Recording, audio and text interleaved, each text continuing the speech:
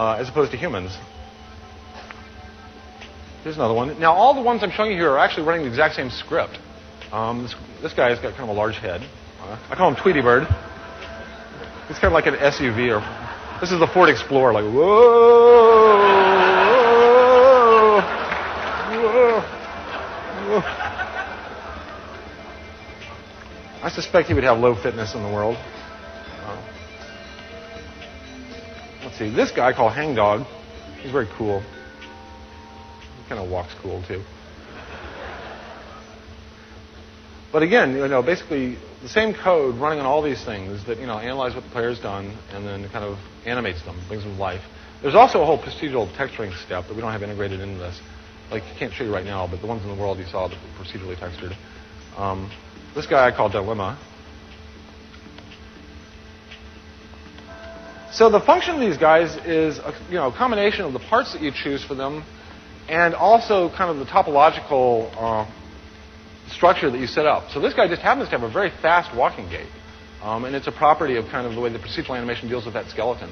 So a lot of the kind of performance of these guys is going to be emergent, from the system. And of course, I insisted to the team that we had to do a Care Bear. So here's our Care Bear. I'm going to make him a really mean carnivore, So at any rate, that's our little evolution game so far, the editor. Now there's one more palette at the bottom here, which is the brain palette. Now this is what you're really trying to do here, is you're trying to save away a little bit of funds as you're playing the game and slowly invest them in the brain. This is kind of like your college savings account. A lot of times you're buying stuff, I'm getting beat up, I'm going to buy better weapons, or I'm going to hide or run faster. But if you can save a little bit extra, you start investing it in the brain and you work your way up kind of this ladder. Now, once you get the highest level brain, your creatures actually become sentient, and you move to the next phase. Now, at this level, the game actually mutates from kind of a first-person eater to an RTS. Now we're controlling a whole little herd of these guys. Now, one thing that I talked about landmarks last time in my talk last year, and I'm going to show you just a few of the landmarks for me in the design. One of the landmarks is I've always been fascinated with the idea of monkeys with guns. And I don't know why, but just what happens when you give monkeys guns, it's just, there's something cool about that. So at this level, rather than, the creature is now set. You've evolved the creature. But at this level, I could buy them tools. And in this case, I'm shopping for tools, and I'll talk about the shopping a little bit later. In this case, I'll buy them a spear rack. They get excited.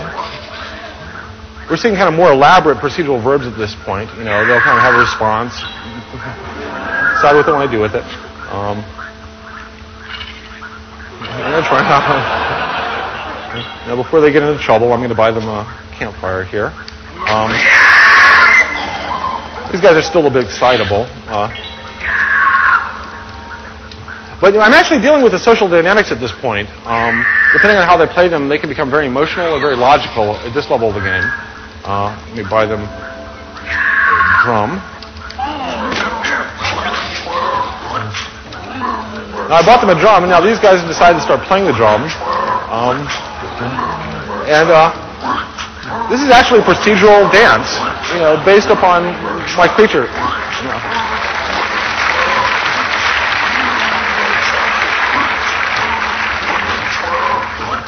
So at this level of the game, you're playing it kind of like Populous or something. I'm buying them tools. It's influencing what they can do. I can control groups of them now. I've seen them out on hunting parties.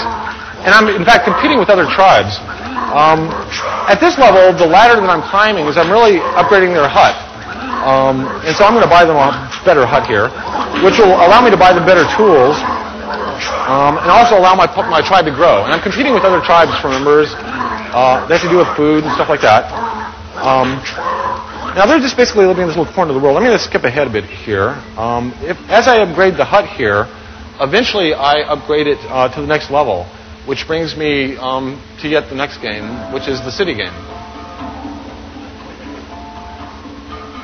Now, at this level, we're basically playing a very, very simple version of SimCity. I can, decide what buildings to make them. I build roads. They have needs. And basically, I'm trying to keep them happy in their little city. And again, I have complete creative control over everything you see here. So I am, the player is the author of this little world.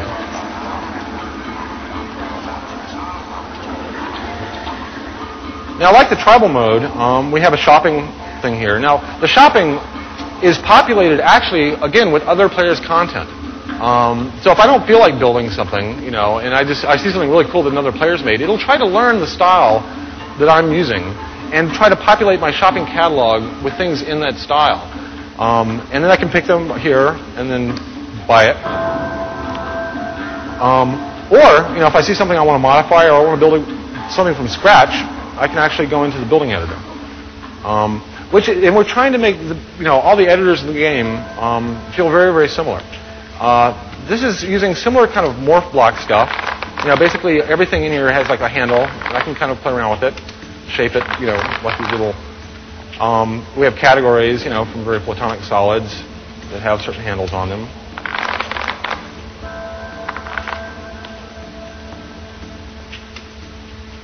Now, the building editor is a little bit closer to Legos, really.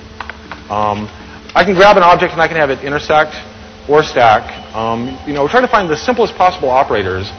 The average person can very, quickly learn, and this becomes a toy to them. That they really have a lot of time. And we found this a lot in the Sims build mode, by the way. The players would go into that mode. There was a little bit of a learning curve, but they had kind of immediate, feedback, and they got so much creative reward for doing that. That I've been looking at how we fold that experience more and more into the gameplay. Okay, so we basically added this little mushroom thing to our building. We'll go back in the game. There it is over here. So they're happy. They like it.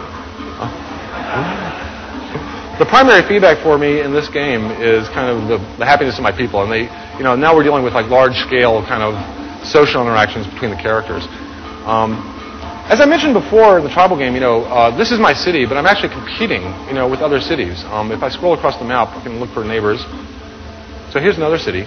Now, this city was created in the exact same editor, just using, slightly different primitives, different texturing, from the procedural texturing. But just to give you a sense of the variety of style that a player can do. So our city was kind of, I would call maybe Dr. Seuss style. This is more kind of techno-industrial Star Wars. But these kind of demonstrate a little bit the kind of Pixar to Giger dimensions. Now, these guys also will have a very different culture than my guys. Depending on how we evolved and how I dealt with them, or how the computer dealt with these guys during evolution and tribal. These guys are really kind of more aggressive, a little bit more industrial. At some point, once you upgrade your city enough, you get the ability to start building vehicles. This is how the cities actually interact. At the tribal, you're actually sending people from tribe to tribe and doing raids or, trading. You can have kind of good or bad relationships with the neighboring tribes. At the city level, we basically have kind of three ways to capture or ally with another city. They're basically military, economic, or cultural, depending on kind of the cultural flavor of my people. So they don't look very friendly, and they're heading our way. So we can open our vehicle editor, which works very much like the building editor. There's a shopping alternative populated with items that other players have created. And I'm just going to buy something here. Like that, we have parts categories. These have functional meaning. So propellers, can help the thing fly. Certain things enable it to go into water or go on land. But I'm just going to go ahead and go for this goofy-looking thing. This is kind of more of a Nazca-looking. And there they go. Go God knows where. They're a little goofy. Yeah, go to that city. Go. No, not that way. Okay, so they're peaceful cowards, so it's hopeless. I don't know. In the meantime, these guys are, not looking real friendly. So this is kind of militaristic, but there are more peaceful avenues to kind of capturing cities. At this point in the game, we're actually kind of entering the what I call the civilization game. And this is a very simple version of a game like Civ or Risk. As we pull back now for the first time, you can see the entire world, other cities. Now, one little trick you might notice here is that as I pull away from a city, it actually gets very exaggerated. This is both for aesthetic and functional reasons. Like as I pull into the city, notice how it pops to a realistic scale, but as I pull out, it actually becomes an icon. That indicates actually the level of micromanagement